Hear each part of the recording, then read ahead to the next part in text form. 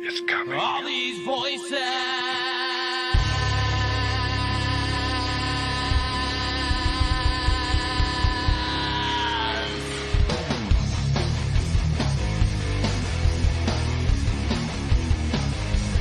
All these voices. All these things you can't explain. All these painful memories. They keep haunting you. It's daunting me. It's just a ghost of you and me. It's just a smoking gasoline. It's just a ghost of you and me. Of you and me.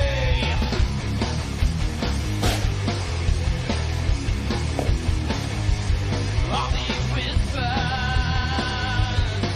My name is James Hershey. Right back. All these shadows in my mind. From my reflections I can't find. It's just a ghost of you and me. It's just a smoking gasoline. It's just a That ought to ghost do of it. you and me. Of you and me. Don't let 'em take you away. Don't let 'em bring you down inside.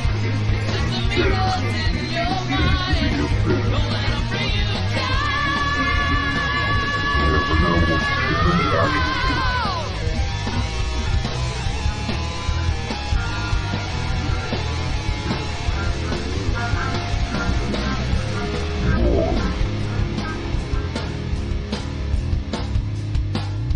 Hello, everyone, and welcome to another episode of Staring into the Abyss. I am your host, horror author James Hershey Jr., and with me, as always, my co-host, Old Boy James Ash.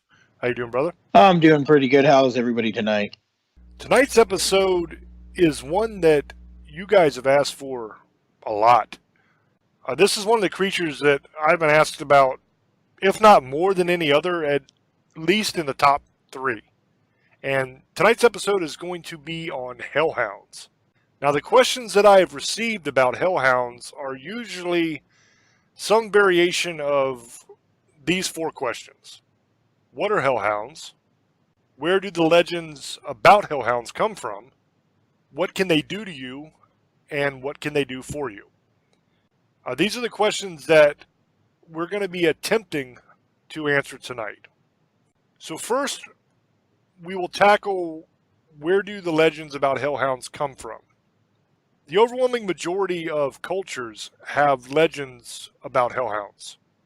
From Cerberus in Greek mythology, Anubis in Egyptian mythology, Garm in Norse mythology, Perro Negro in Latin America, and of course you have Black Shuck in England and Scotland area. But if we're going to go strictly by a time frame, I would probably say that Anubis was the earliest example of a hellhound-like deity. Now I say hellhound-like, and I'll get to that in a minute. Anubis was a god of ancient Egyptians, and it was in the first dynasty, which was around 3100 BC to 2890 BC, somewhere in there. He had black fur and the head of a jackal, and was basically like a dog god. So he appeared like a dog man. Anubis was the lord of the underworld and the protector of graves. His primary job was escorting souls into the afterlife. And he also oversaw a thing called the weighing scale. And this is very interesting. The weighing scale was where the heart of the dead person was weighed to determine whether that person would be allowed to enter the realm of the dead. Now, the weighing of the heart was not actually weighing the flesh and blood heart, because, I mean, obviously you're dead, that's not what it was. But rather than that, it was weighing the good and the evil that the heart felt and that the heart did during the lifetime. By the time of the Middle Kingdom, which was like 2055 BC to 1650 BC, he had been replaced by Osiris, and I'm sure everybody's heard of Osiris, as the Lord of the Underworld. Now, from Anubis, we get a few characteristics of the Hellhound's appearance and his duties. We get the black fur, And we also get the job description of escorting or dragging souls to the afterlife. From Norse mythology, we have Garm. Now, Garm is by far the most ferocious and badass of all of these early versions of Hellhounds. Garm is a wolf or a large dog that is associated with both Hell and Ragnarok. He is described as a blood-stained guardian of Hell's Gate. Now, when I say Hell here, that is H-E-L, the goddess Hell. It's not H-E-L-L, the place. Hel was the daughter of Loki, and she lives in the underworld. This is where the saying "go to hell" actually comes from. In the ancient Norse lands, when you would tell somebody to go to hell, you were literally telling them to go die and go to the underworld to visit Loki's daughter, Hel, H-E-L. Now, throughout time and throughout different mythologies, we see this same pattern repeated over and over and over again. In each one, there are large, ferocious dogs that are associated with the afterlife, more specifically associated with guarding the gate to hell and retrieving souls to drag back there. Now let's do a description of what a hellhound usually looks like. Now, according to the lore and all of the actual witness accounts, and that's right, I said witness accounts, because believe it or not, there are sightings of these things going back centuries. I mean, literally thousands and thousands of people claim to have seen hellhounds. Now, a hellhound is usually an extremely large black dog with glowing red eyes, supernatural strength, and supernatural speed. It has very large, very wicked-looking teeth and claws. And in some accounts in the lore, it has the ability to appear and disappear whenever it chooses to, which I think is so fascinating. Now, I think we can all agree that this would be a pretty intimidating sight if you were to have an encounter with one of these things. I mean, imagine that. You're just hanging out one day and a hellhound comes by, and it's standing in front of you. Ugh. What can a hellhound do to you? And how does that whole thing work?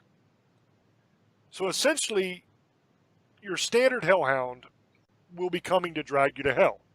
It could be coming for you because you died and that's where you're headed, or there is lore that suggests that hellhounds are a tool that demons will use to collect when a deal is made. Now, I'm sure that you've all heard about the whole selling your soul to the devil thing. But in the lore, it's not exactly like what you think it is, because you're not actually making a deal with the devil, but instead you're making a deal with a demon. And you're not exactly selling your soul to the demon. Like, the demon doesn't possess your soul if you do the deal. That's not how it works either. Basically, the demon will give you wealth, success, help you out in your life, make things better for you in the material world. Whatever it is you desire, whether it's women or whatever, the demon will make sure you have that. And in return, you are basically damned for all eternity after you die. Now, the problem with these deals, other than the whole burning for all eternity thing, is that demons are filthy liars and can never be expected to honor the terms of the deal. So in other words, you will not live out a full natural life, but instead you'll find yourself dying way too young. That's when the fun really begins. Congratulations, boys and girls. You've just earned yourself an all-expenses-paid trip to hell. Now, please remember to keep your hands and feet inside the horrifying jaws of the hellhound that will be ripping you apart all the way there. You might ask yourself, why would anyone be dumb enough to make such a deal? A short time of fun on earth for an eternity of intense and excruciating torture in hell. Now, believe it or not, and I hope that I'm not giving away any secrets or anything like that, but people do a whole lot of dumb things. Now, hellhounds can also be summoned by a witch or a wizard that has enough knowledge and power to handle it. Now, once summoned, the hellhound can be unleashed on the person that you wish to destroy. You can have it chase them around and just terrorize the hell out of them until they die, that kind of thing. If you're foolish enough to attempt such a thing, be warned that The slightest wavering or mistake will allow that hellhound to turn its fury back onto you. And I do not envy the pain and suffering that awaits you if that happens. Basically, it's just like if you summon a demon or any other kind of dark entity, that if you do not maintain absolute control and know exactly what the hell you're doing, it's just going to turn on you and you're just screwed, basically. Now, I've said earlier that there have been many, many sightings of these things reported throughout history. Now, this has a particular meaning as well, because another thing that hellhounds have on their resume is being omens of doom. Now, according to a lot of the European lores, if you see a hellhound, it means that disaster awaits you in the near future. Now, this disaster could take the form of your own death, or a horrible accident or illness, or maybe the death of someone that you love. In some versions of the lore, it's seeing the hellhound 3 times that causes this. And in other versions, it can happen just after seeing the hellhound once. So now for the most important question of all. How do you kill it? Well, the short answer is you can't. Unlike on TV, there is no first blade or angel blade or anything like that that's capable of killing a hellhound. Salt won't stop it.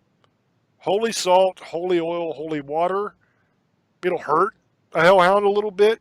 It might slow it down, but it will not stop it and it will not kill it.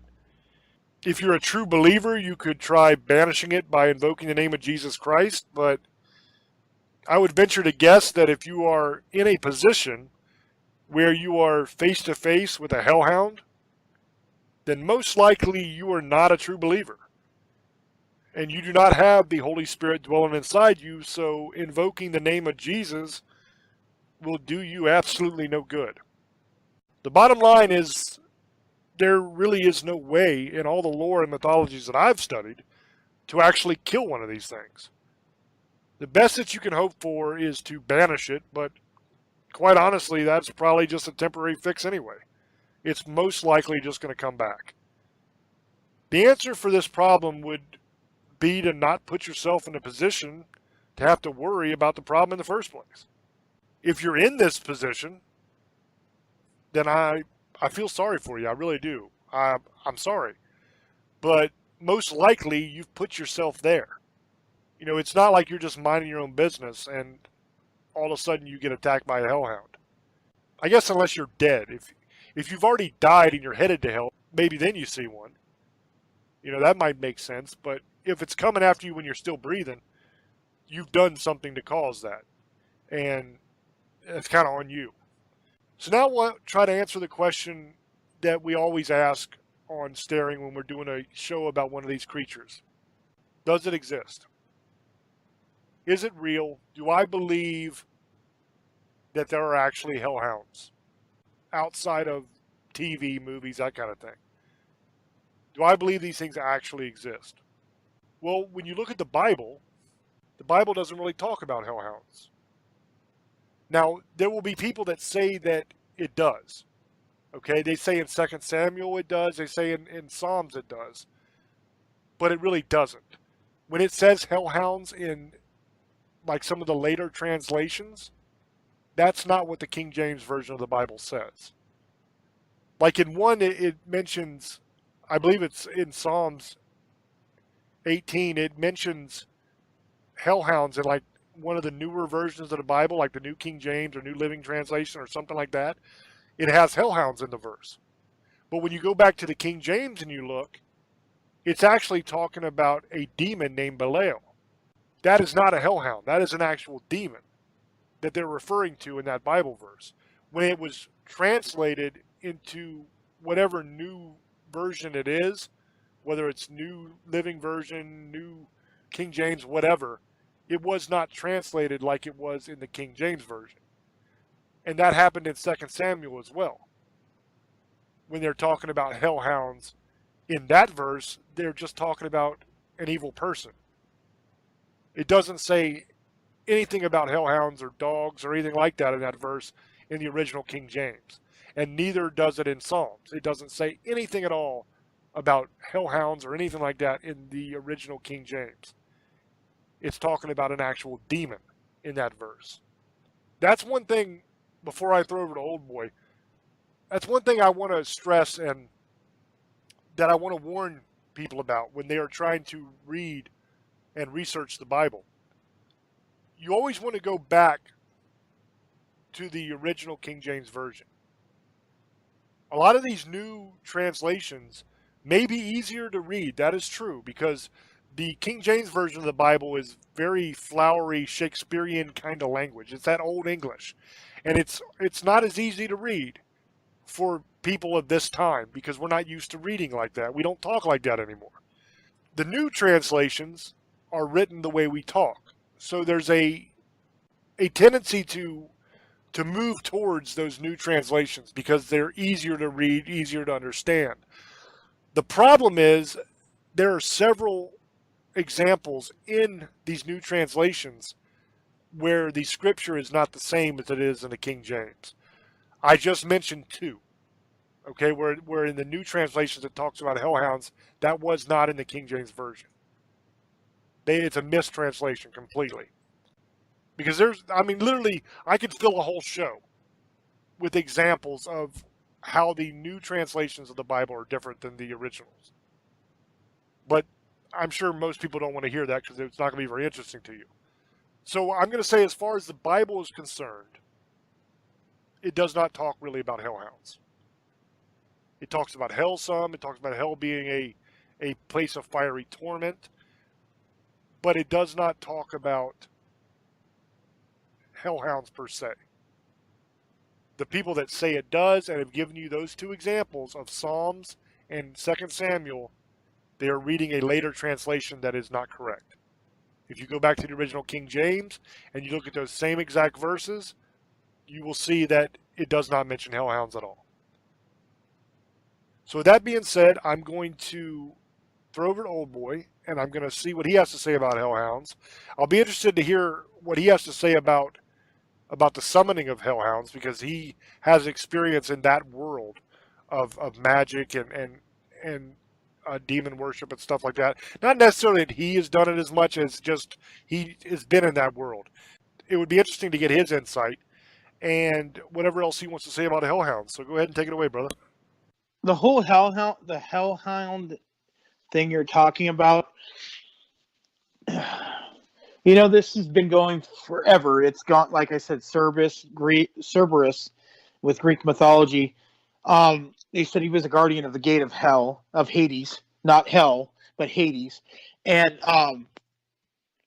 there's people who say these things come after your soul. If you sell your soul to the devil, like you are correct, that is supposedly true. They also come after people who have. Remember, if you ever watch some of the movies, like there's a lot of movies with Hellhound. Like there used to be like the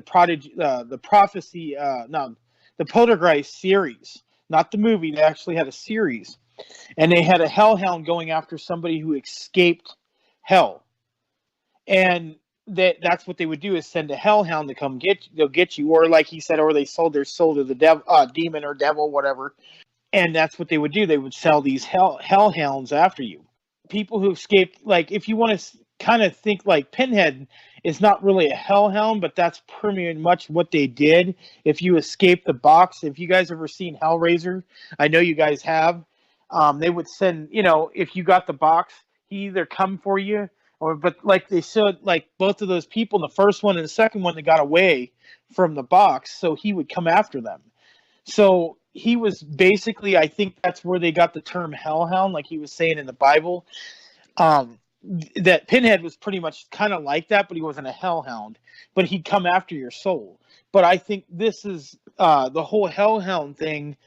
I kind of believe it, like you were saying earlier. I kind of believe that they exist because they can be controlled by demons, dark witches, satanic witches, any kind of the black arts you're in. I'm trying to get the name. God, we just did a show about it. Who controls the Wraith? Necromancer. Sorry, guys. The necromancers can control them if they have that much can control. Because, like James said, they will turn on you and kill you or take your soul. I believe if you do certain things, on the left hand of magic. If like, there's a right and a left, you guys, you there's people who do good, and there's some people who are doing this for bad reasons, and they can do certain things if they, like James said, sell their soul to different demons, or some people think it's you're selling your soul to the Satan. That's only sometimes. I mean, you are in reality selling it to Satan. You're going to go to hell, but you're basically just, it's one of his demons, your generals or lieutenants in hell you sign. And like James was saying, you're going to get stuff for about 10, 15, maybe 25 years, 20 years, but you're not going to live a long life. I mean, you might live like 20, 30 years, unless you're there for another reason. If you're there to build an army, and like, people got to realize the devil does have his armies. He picks certain people and they live for a long time, like a Lester Crowley. But most of these are like little deals for 15 to 20 years. And then like all of a sudden you'll die in a car crash, or you'll die of a heart attack or suicide. And if you notice, like a lot of people say, look at the rich. If you notice, a lot of people die young. I don't know if people really realize this is kind of weird. Probably something that, this is going to be a little bit different than the Hellhound. But if you notice, people have died real young, like singers, like the Doors singer Jim Morrison, and Tupac was 26. Jim Morrison was 27. Jimi Hendrix was 27. Elvis Presley was 50 something, 51. I don't know. Sorry, I don't want to get. He might have been 57. I don't remember. Kurt Cobain was 27. A lot of these guys die in their 40s and 50s, and sometimes even younger than that. And it's not always good. It's always some bad way. They killed themselves. They died in a horrible car crash. They're always something going on. They're just something is always going wrong in their life. Yeah, things are great, but then they end up, they die, or you find out later on they were drug users and they were into some crazy stuff. I think people sell their soul to get fame. And I think they come for their soul. And that's what they send as a hellhound. And then, I mean, why wouldn't you? I mean, that would probably be the easiest thing. Why send a demon? You can just send like this. A hellhound is basically a demon wolf. It just perceives itself as a dog with red glowing eyes and black. Like you said, the black Chuck and the dark dogs and all these other, Cerberus. If you look at them, they're all dark with red glowing eyes. They come out at night, or they come from hell. And you see them once or twice or three times you're going, or even once, like he was saying. And it could be a possibility because it said demons can use them. So if you have the demon, and that would make sense if you did a contract with them, because they're going to send that after you. They're not going to come after you. They'll send something else, and that's what it is. I think that's what it is. It's the devil's henchman, kind of. Not like he does. If he needs to get a soul, he's not going to go out and do it. Well, it's just like a business. Why am I going to do it? Even God, he sends an angel to do his work. So he's not. God could come down here and do it. He'll have one of his angels do it. So on his for good stuff, like people who believe in angels and stuff like that, and the guardian angels. It's not, God sends something for his side to go down there and watch you. This is, why if I was the devil, why am I going to go do any work? I just have one of my demons, or one of my, and it's probably the same thing. One of these generals, I'm not going to go get this soul. I'll just send a hellhound. And that's what sounds like that's what they send. If that's the case, and they come after your soul because you signed a contract, and okay, now it's time to pay. Because you're not just going to die. They can't kill you. They'll find a way for somehow you die. But it's like I said, they send that, it'll kill you, but they can't. They'll have maybe somebody will kill you, or you'll die. You'll see like, oh, he got shot. Well, that's not an accident, because probably whatever the demon had somebody kill you, but then they came and got your soul as the hellhounds.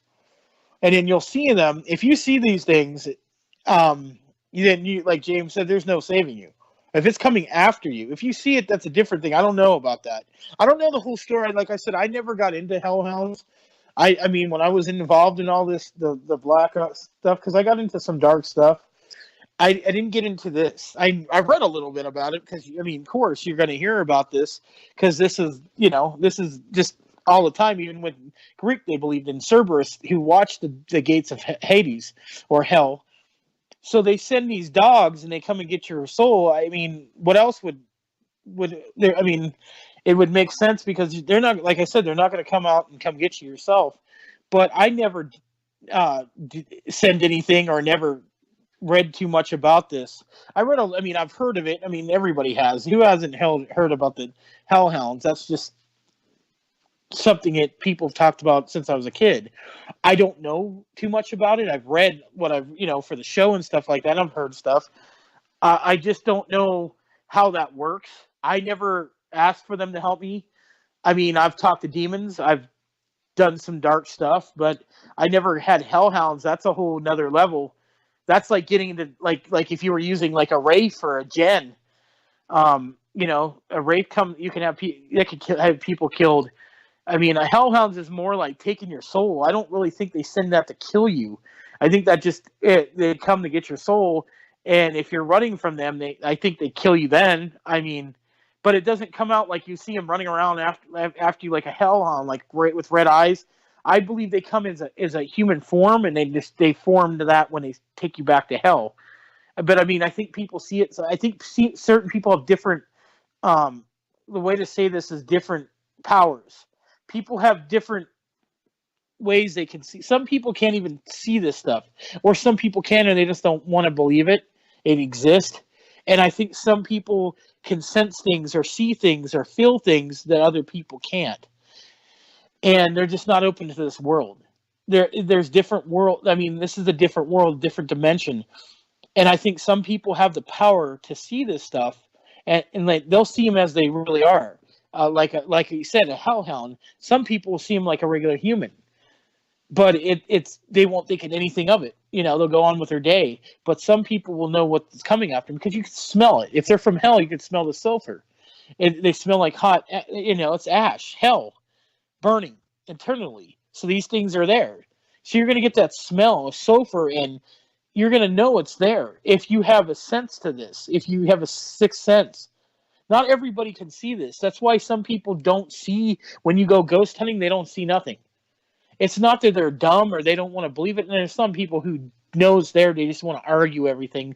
They're the know nothings and the people who do nothing. But some people, I just don't think they want to know and don't want to see this stuff because they're scared of it. I think there's people who believe this stuff, but I've met people, they just don't want to know it's there. So they just tune it out. It doesn't matter to them. It's not a big deal. It's not bothering them. So they don't care. If they've seen something different they can't explain, they'll try to make an excuse for it. Well, I must have been drunk or tired or something. They leave it alone. And I think that's what happens when somebody's getting chased. No one's going to pay attention. Look, it looks like some guy chasing some other guy. But really, it's a hellhound coming for your soul, the person who's damned. So that would make sense to me. And that's why some people can't open their... It's different. If you're into this stuff like I was, you never get out of it. You never can 100% get out of it. You're always going to know there's something there. I could tell there is something there when people can't. Like when I do these ghost investigations, I'll see... I can feel things. I know they're there. I know how to deal with this stuff. But then there's some people who can't deal with this. They'll get sick, want to puke, fall out, pass out. But if I can see these things, I can hear it. I know it's there. When I first saw the Wraith, I knew what it was. People were calling it a gargoyle. It was a Wraith. I've never seen a hellhound, but they probably do exist. I wouldn't want something coming after me like that because what I've read, they're not good creatures. They're vicious, ugly-looking dogs with red eyes, but they're huge. They look like a wolf. Ugly wolf. Big. You're not going to win that. Something I don't want to run into when I'm looking for ghosts or cryptozoology. So, do I think they exist? Yes. I think they do come after you. If you sold your soul or the devil wants to get you or the demon, they're coming for you. I think that's who comes for you. And that's would make sense to me. And yes, I do believe it. highly likely they exist. That if you wanted to know if I believe it's real, James, yes, I do believe they're real. I think the thing that bothers me the most about the Hellhound is that you can't kill it.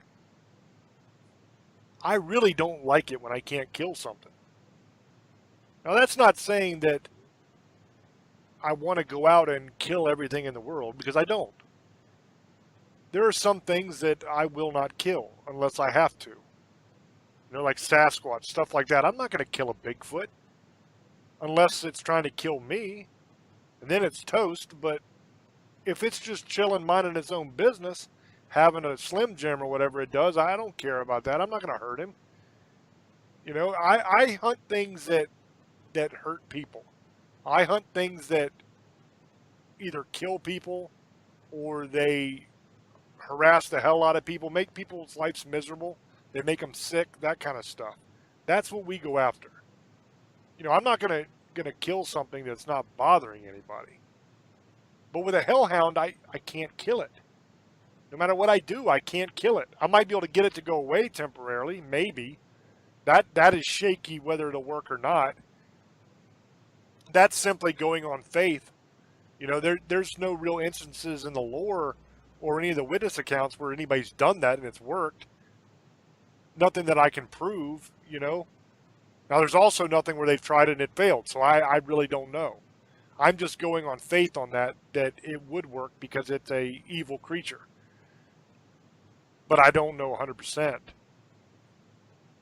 And you guys will have to forgive me because I got to talking earlier.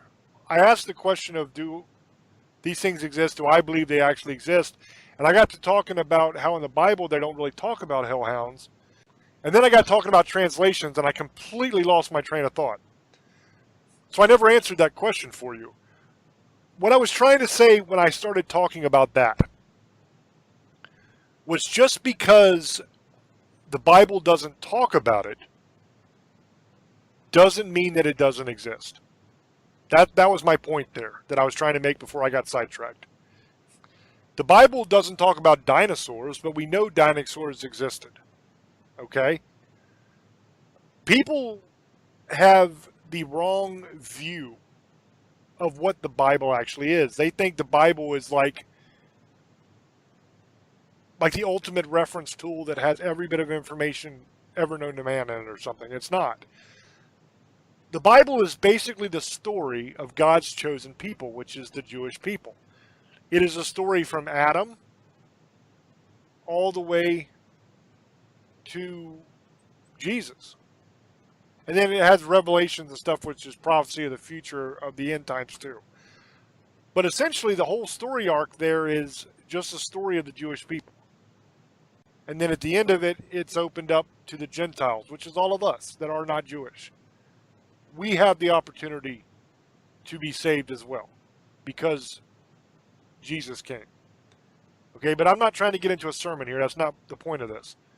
But the point I'm making is the Bible, just because it doesn't talk about it, doesn't mean that it doesn't exist.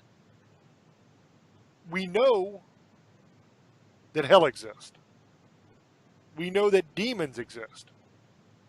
I know demons exist because I've fought the damn demons before. We deal with this crap all the time. So I know it's real. I also know that the lore states that demons will send hellhounds after you.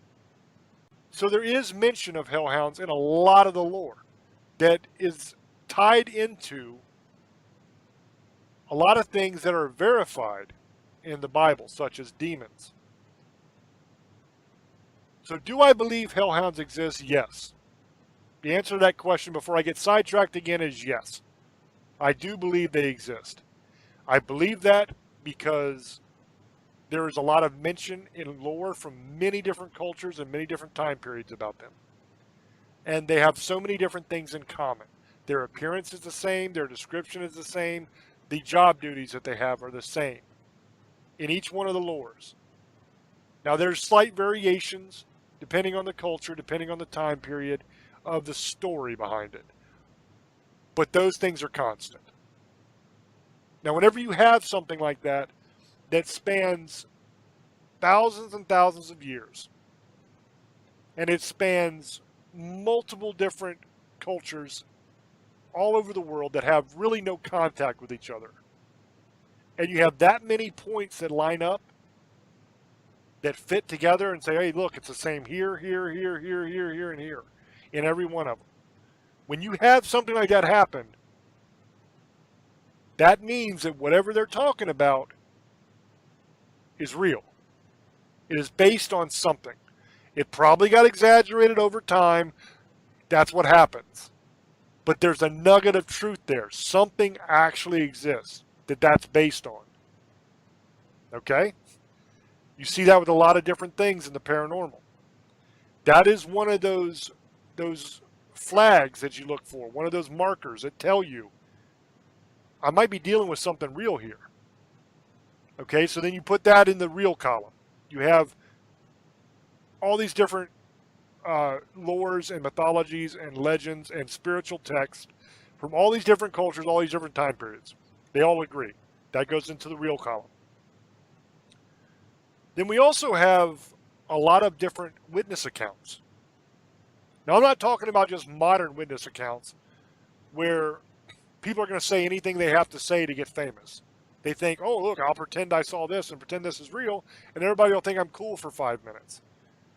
I'm not talking about just that. Okay, you do have modern witness accounts of these things.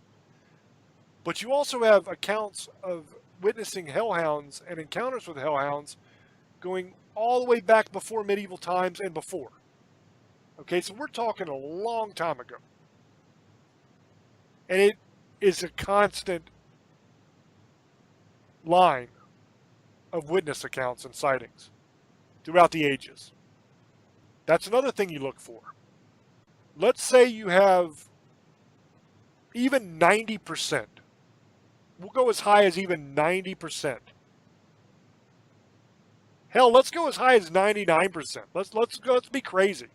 If you have 99% of all of the witness accounts are complete BS. When you're looking at like 1 million sightings, for example, 99% of those are BS. That still leaves 1% that you can't explain any other way, that you can't disprove. That's a pretty impressive number. That's a lot of people that have seen this thing that you can't explain it away any other way. You can't say they're lying. You can't say, oh, it was just a dog or whatever. They are complete accounts that you cannot disprove. Everything about them says it's true. There's nothing you can say that isn't true. That's a lot. Now, I'm sure that there's more than 1 million hellhound encounters and sightings throughout all of time. If you're looking at a creature like a Sasquatch or something like that, you might have 100 million different sightings of it, possibly. That's a lot. And even if 99% of those are wrong, that still leaves you with 1 million people that say they saw this thing and you can't explain it away any other way. You see what I'm getting at? That's another thing that you look for. When you have a big amount of sightings and all of those sightings agree on what the thing looked like, what it acted like, all the little details are the same. Their individual backstories may be different, but the description and the actions of the creature are the same. That lends credibility, especially when you're talking about such a enormous amount of time. So you have witness accounts that agree with today's sightings, with exactly how it acted and what it looked like, going all the way back to the beginning. And the creature acts the same way, looks the same way, everything. That tells you something. Everybody can't be full of crap. Not all of those people throughout time could be lying to get attention. They can't all be misidentification of a dog or a wolf. You see what I'm saying? Are some of them? Yes, absolutely. Sometimes people just see a big dog. Sometimes people just make stuff up. People lie a lot. A lot of people do. That's just the truth. But not everybody. Not all the time. And when you're dealing with such a large number, even if it's a small percentage of that number is actually telling the truth and actually did see and experience exactly what they said they saw and experienced, that small percentage is still a damn big number. That many witness accounts, you got to move that into the real column as well. Because remember, hell, I can convict you of murder and execute you with one witness. Now imagine if you were on trial for whatever, and 100,000 witnesses come in and say, there he is, Your Honor, he did it. It's a big Irish fella, he did it. He stabbed that guy 37 times in the head and dancing around in a circle yelling, my name is Old Boy. Going to prison, bud. You're going to be executed. Just one person does that, you're toast. 100,000, you got no shot. It's got to go into the real column. So a lot of people, when you say something like this, that, oh, I absolutely believe the Hell Hounds exist, they look at you like you're an idiot. They think you're crazy, dude. How can you be as smart as you are and believe all the garbage you believe? I've actually had people say that to me. Because I do a show about the paranormal. I talk about creatures and monsters and stuff like that most people have never even heard of some of the things we talk about. And some of these things I believe actually exist and some of them I don't. But I've had people that look at me and say, how can you believe this stuff, man? You're sitting there talking this. You can't believe what you're saying. It's insane. Now, if you look at it subjectively, if you look at it without doing any kind of thinking, and you just look at it on the surface like that, yeah, it sounds crazy. Hell, it sounds crazy if you say you believe aliens exist, or you say Bigfoot exists, or you say that werewolves exist, or Dogman, or Nessie, or whatever. Any of these things. If you say they exist, people say you're nuts. But when you do what I just did with Hell Hounds, when you take that evidence and you look at it and you say, wow, man, this whole civilization of people believe this to be true. Like 5,000 years ago or whatever. And look at all these different things, these different details that they have about this creature. Now look at this culture here 3,000 years ago. All the way on the other side of the world. Never had any contact with this other culture. This other culture had already died off. They're gone. They don't even exist anymore. It's not like you could go online and Google it. It didn't exist. These people have never even heard of these people. But yet, they have the exact same creature. The exact same legends. The exact same details. Down to the smallest thing. It's the same. Yeah, the backstory is a little bit different. But the details about the creature are the same. The details about its abilities, its behaviors, the things that it does are the same. How is that possible? If you want to say we're nuts and you want to say we're dumb and we don't know what the hell we're talking about, explain that to me.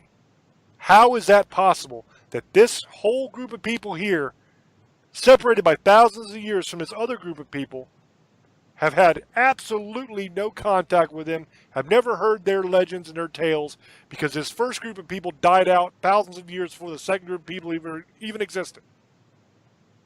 They had no knowledge that that first group of people even existed. How in the hell Do they have all the details right? The same creature, the same story, the same everything. How is that possible? If it happened once, it'd be a damn miracle. But you have it happening over and over and over again. You've got over a dozen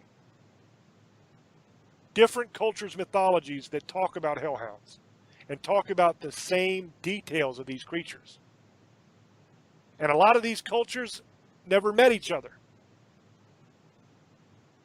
They were separated by thousands of years. They were separated by thousands of miles. They did not come into contact with each other. How is it possible? See, for me, the first thing I try to do whenever I'm trying to prove something about the paranormal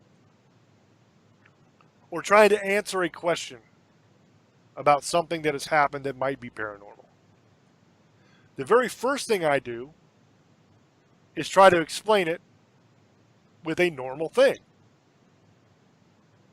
Once you have ruled out the normal, by definition, all that is left is the paranormal. I always try to find the easier solution.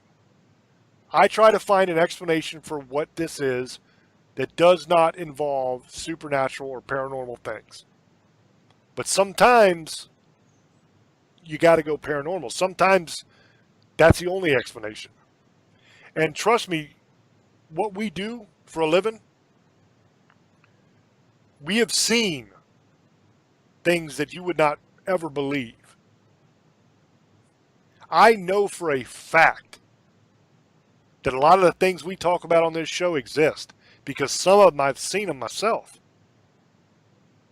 I'm not just wandering around in normal life doing normal things. We're actually out finding these things and hunting these things and investigating these things.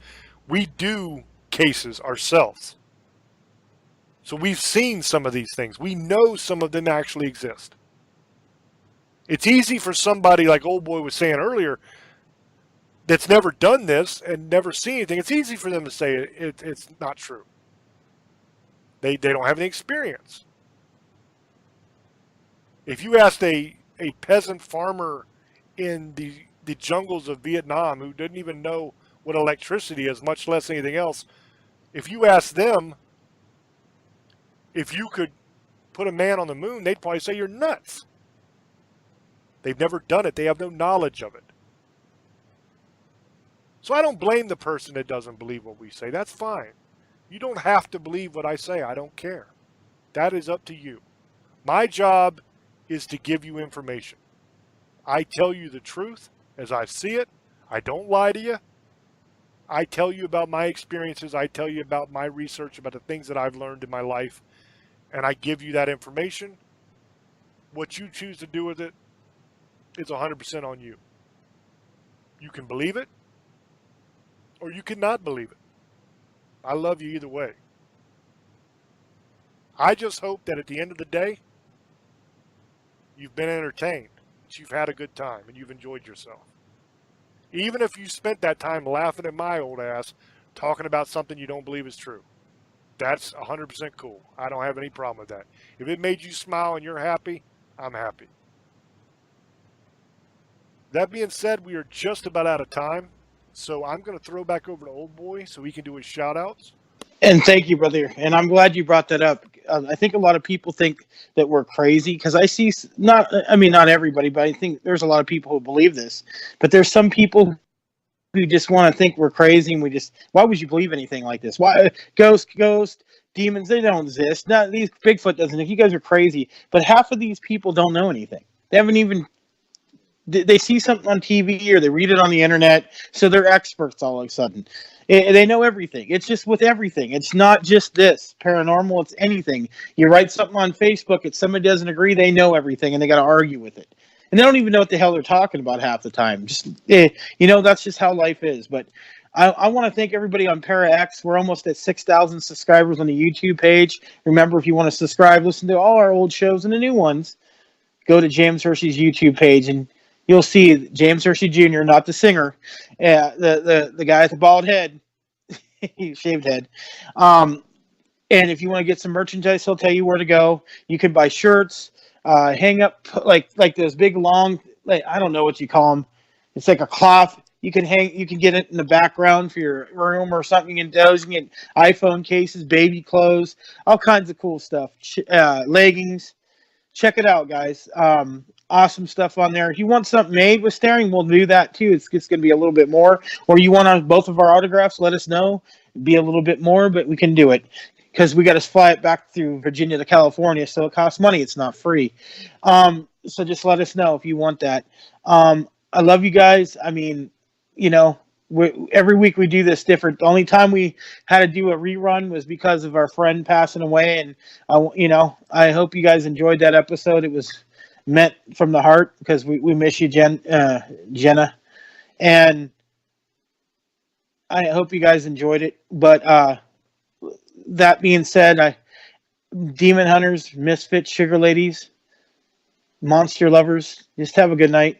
Be safe, be careful, and have a great time. And have fun listening to our show. I love you guys. Blessed be. Yeah, I'm glad you said shaved this time, because usually you just say bald head. And I just want to let everybody know that I have the ability to grow a full, beautiful head of hair. I used to have hair that went all the way down to my waist when I played music and everything. I have not lost my hair at all. It's still all the way there. It hasn't receded. There's no bald spots, nothing. I just shave my head all the time because I like my hair when it's long, and I like my hair when it's shaved.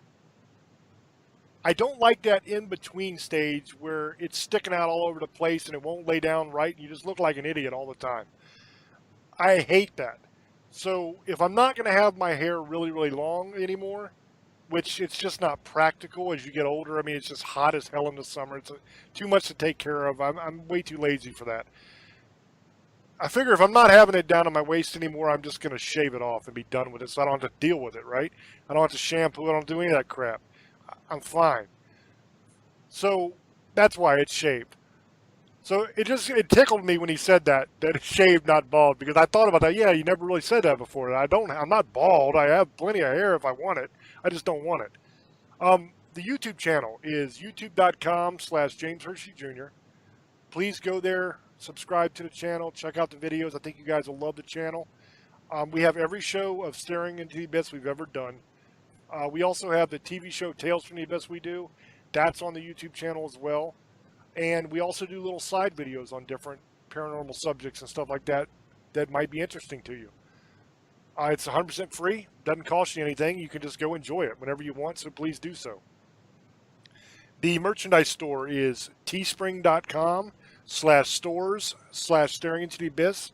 That's teespring.com/stores with an S on the end /staring into the abyss. That's where all the merch is. If you guys want shirts, all that kind of stuff that old boy talked about, that's where you can find it. The quality on the stuff is pretty good. We've ordered stuff ourselves to check it out. I ordered the giant tapestry that old boy was talking about earlier. I have that. It's on my wall. I use it as a backdrop when I do some of my videos and stuff. And it's really nice.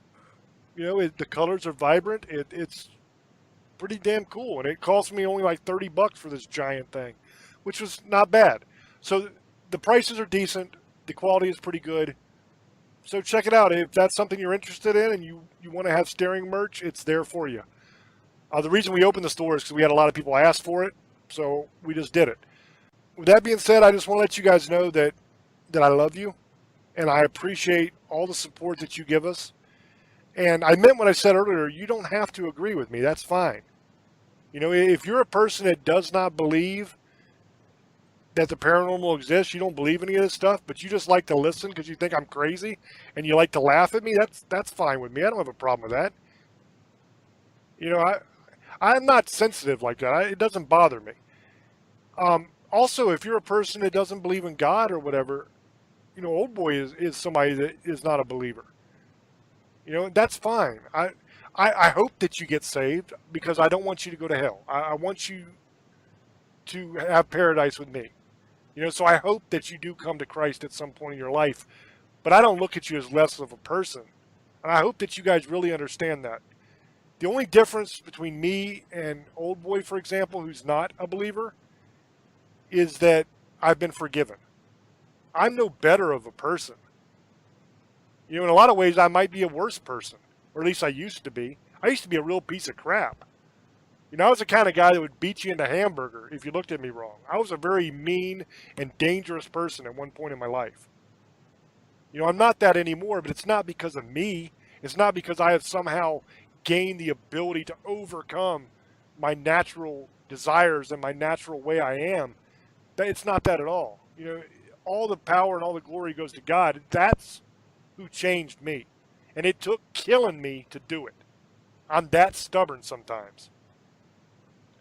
I literally had to die and see for myself before I would straighten up and fly right and do what I was supposed to do. So believe me, I don't think I'm better than you just because I'm a believer and you're not. That's fine. Believe whatever you want. God gave you free will. My job is to love you, not to judge you, and I love you no matter what. Okay, I just wanted to make sure I said that because sometimes people think that you feel a way you don't feel. So with that being said, guys, we are out of time. I love you. Thank you for all the support.